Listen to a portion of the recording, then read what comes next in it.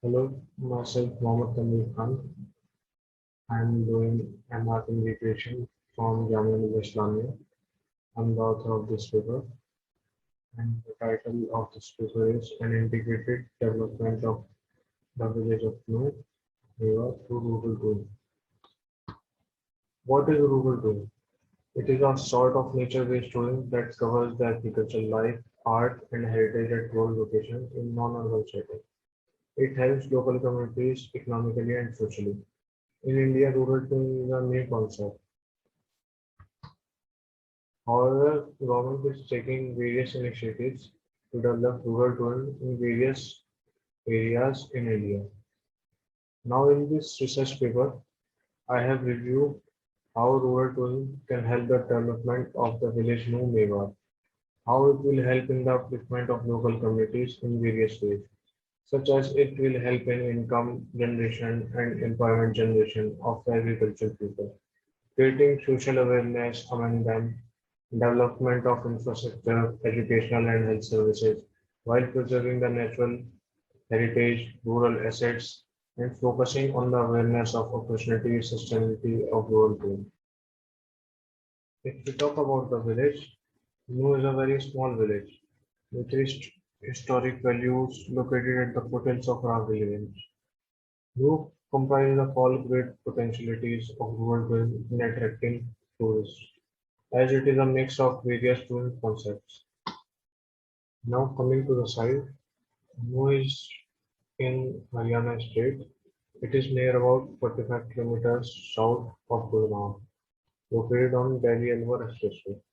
The town assumed its importance at the time of Bahadur Singh of Ghassada due to salt trade, which was manufactured in the neighboring villages around the Nu. It has lots of potentials like geographical features as it is situated in the foothills of Aravalli Ranges. There are various heritage structures like Ghassada Fort, Chihimalka Talab, Meghalli monuments, Naleshwar Mahadev Temple, Pandava Reservoir, no colonial Prasin building, Temple of Hathor, Tomb of Sheikh Musa, Kotla Fort, Kotla Mosque, and many more. It also has cultural heritage values, traditional practices like pottery and bamboo furniture making are practiced here, organic farms, agricultural fields, and animal husbandry, where the tourists come and interact with the local communities and experience rural tourism here. In 2018, there are 5 monuments which have also notified under State Protected Monuments Act under the state government. The village has a poor economic base. The main occupation here is agriculture alongside allied and agri-based activities. Animal husbandry, particularly dairy, is a secondary source of income for the people living here. These villagers are lacking sufficient alternative job scope, this in forcing them to settle down in nearby urban localities in search of upper income and better livelihood. This is the potential tourist sites map. These are the potential sites which are marked over here. This you are seeing in this is the core settlement of No Village. These are the major state highways which are crossing from this village. Like this is the highway coming from Gurgaon going to Alwar, and this is coming from Tauru which is going to Hodal and connecting to NH2. This is coming from Palwal which is also connecting from NH2. And on the left of the village there is a Aravalli range which is seen here. These are the potential sites of rural tourism, like this is the Waseda Fort. It is from in 2018 it is named the state protected monument. It lies around 14 kilometers from Noor city on Noor Sona Road. This is constructed by Bahadur Singh Badguja, but now it is in very poor condition. It needs restoration for developing tourism here. This is Chuhimalgatala. It is also came under State Protected Act. It is built by Naga Seth, who is a city's chief and salt trader. State Chuhimal. It is built in 18th and 19th century. It is made of monochrome stone with its inscriptions of flora and animal motifs and arches. Mughal and Rajput architecture was seen here. There are three mainly monuments.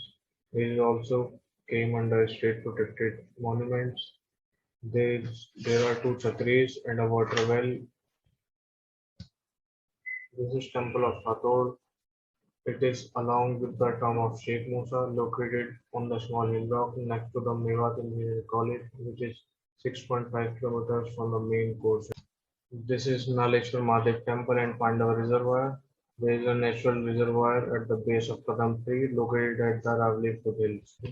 No colonial tehsil building. It also comes under a state protected act. It is built in 1861. This is tomb of Sheikh Musa.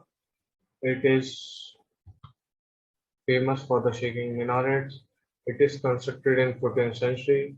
Rajput and Mughal architecture is also seen here.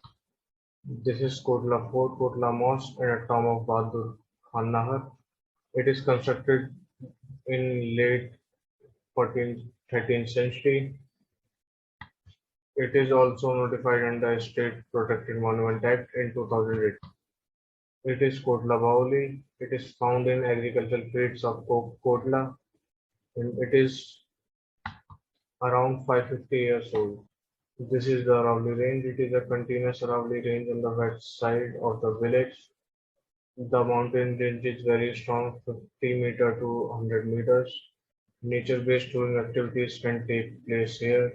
Adventure tourist activities like rope lining, paragliding can take here. These are organic farms and agricultural fields in the new village. Tourists can come here and experience agriculture, horticulture, or agri businesses. They can experience like eating eating fresh vegetables and fruits and experience of doing seedlings.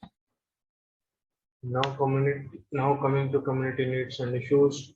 There are various issues faced by the community like illiterate rural population, language problem. There will be damage to indigenous societies. There will be a challenge to preserve environment and natural resources from visitors. The rural areas face lack of accommodation facilities and services. There will be non-availability of skill sets of hospitality. There will be lack of business planning skills.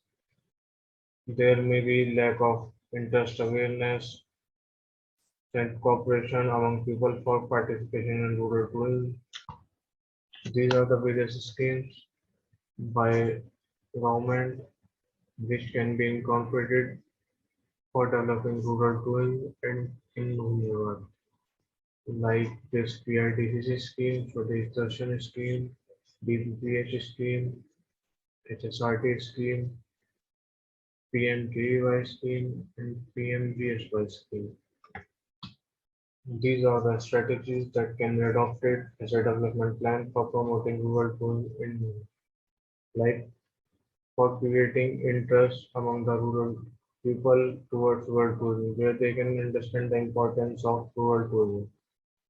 Village tourism community has been made under the leadership of village sarpanch or headman. There will be a good cooperation between government departments so that the services can be easily prioritized.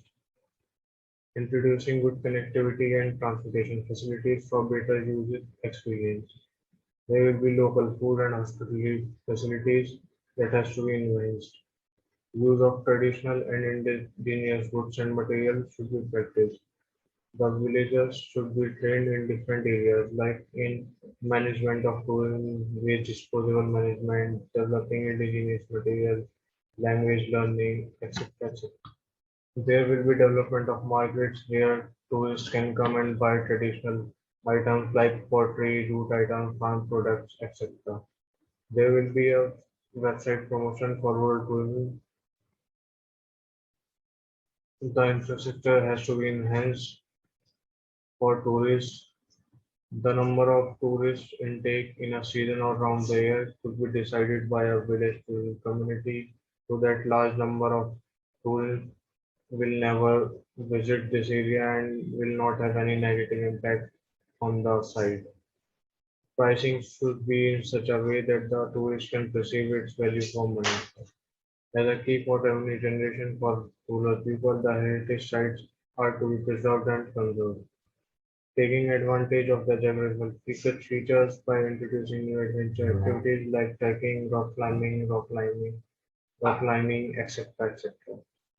There can be introduction of new eco trails, eco walks for tourists, which can also help in conserving nature as well as generating economy. Introduction of new sighting locations and points, exploring nature walks can be done. Indulging tourists in activities like agriculture, pottery, animal husbandry, where tourists can experience rural life.